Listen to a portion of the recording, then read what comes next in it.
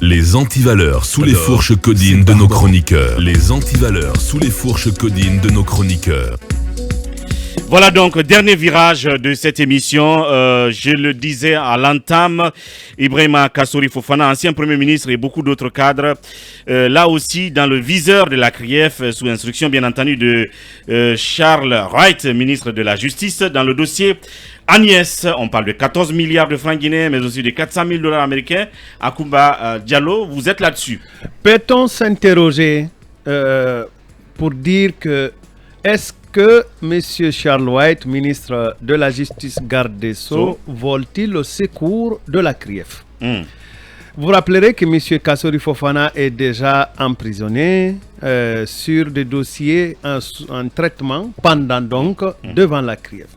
Alors, le 11 août 2022, Monsieur le ministre de la Justice a instruit au parquet général ou à Monsieur le procureur général près la cour d'appel de Conakry d'ouvrir, si vous voulez, des poursuites contre M. Ibrahima Kassory Fofana, M. Ansoumane Camara. M. Ibrahima Kassory Fofana, inutile de préciser que c'est l'ancien Premier ministre. M. Ansoumane Camara, c'était l'ancien conseiller spécial chargé de l'économie et des finances et du budget, donc également ancien coordonnateur de Agnès.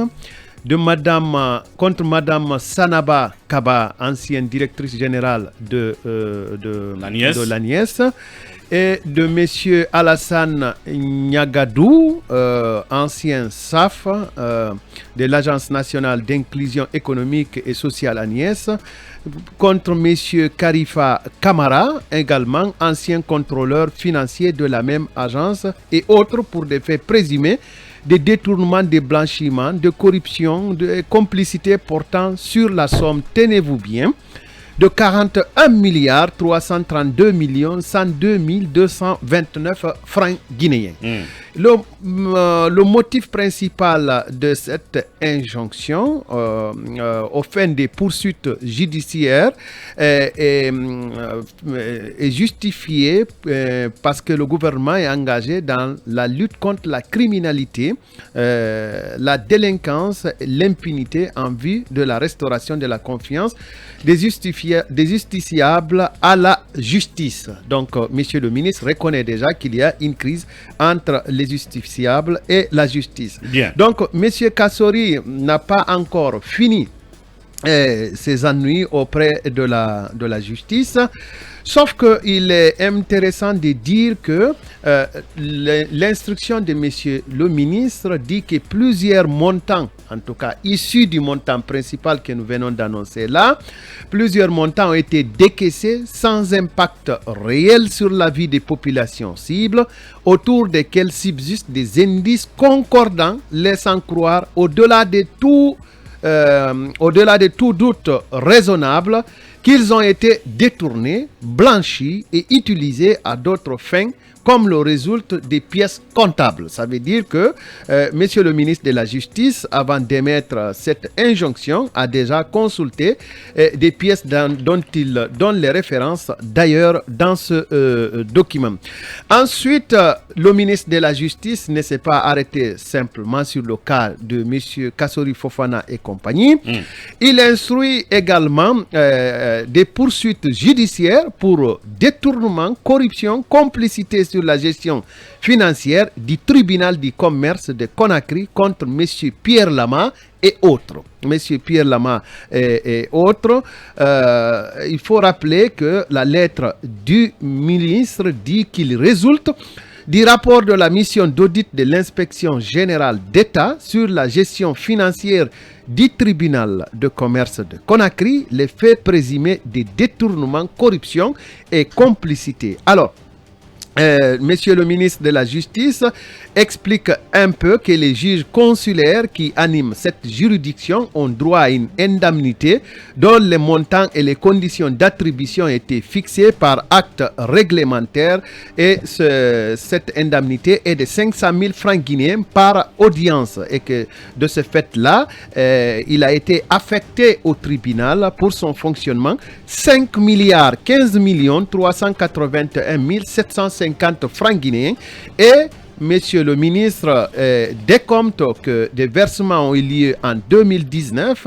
également en 2021, pour les mêmes motifs et que cet argent mérite aujourd'hui d'être justifié. Et pour finir, Monsieur le ministre dit dans sa lettre qu'il résulte de l'analyse des ressources et des dépenses de fonctionnement du tribunal de commerce de Conakry un solde non justifié d'environ 5 milliards 15 millions 381 750 francs reste encore à expliquer et que, outre ces montants, il a été révélé le paiement des montants total de 498 100 000 francs guinéens dans le cadre du fonctionnement au titre des salaires et indemnités qui, là aussi, auraient été payés au personnel administratif et au personnel d'appui. Donc, de ce qui précède, Monsieur le ministre de la Justice instruit des poursuites contre le magistrat Pierre Lama.